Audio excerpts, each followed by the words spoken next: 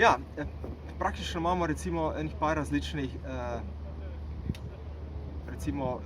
možnosti, kako se, oziroma načinov, kako se izpušna cev oblikuje.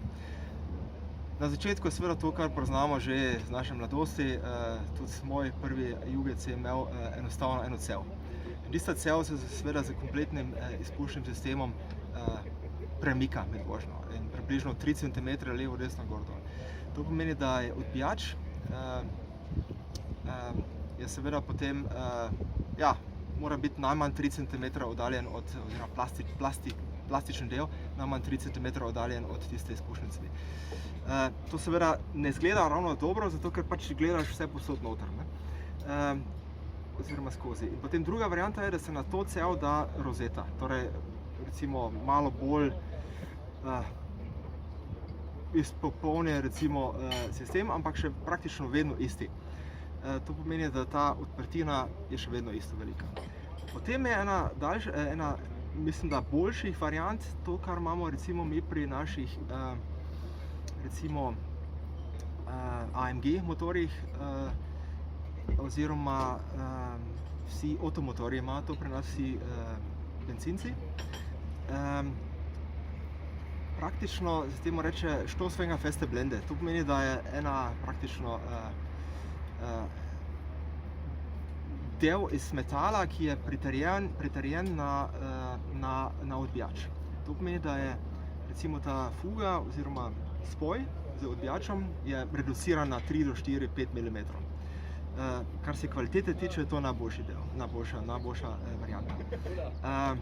Pomeni, da je optika super in tudi del kot tak, če ga držiš v roki, recimo precej velik, precej težek in mora seveda biti odporen recimo na visoke temperature do 600 stopinj, kar je precej recimo kompleksen del kot tak.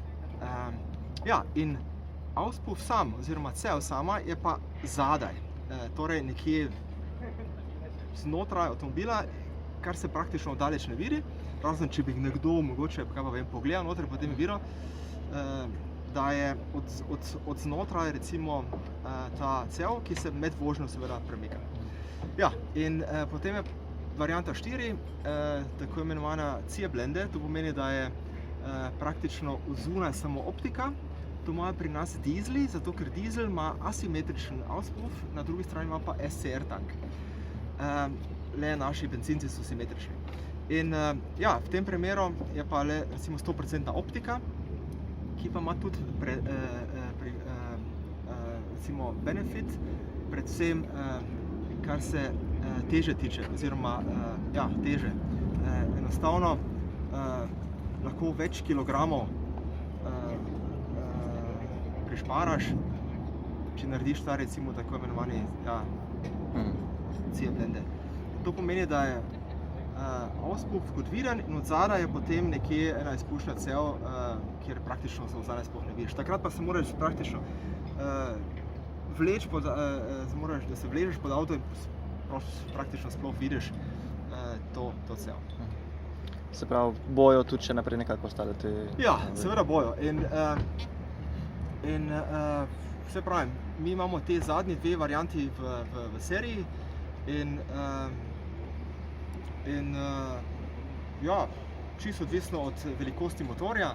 Najmanjši motor ima seveda to zadnjo, ta C-blende, in močnejši motorji in vsi AMG in tudi seveda performance avtomobili imajo pa recimo te prave izpušne cevi.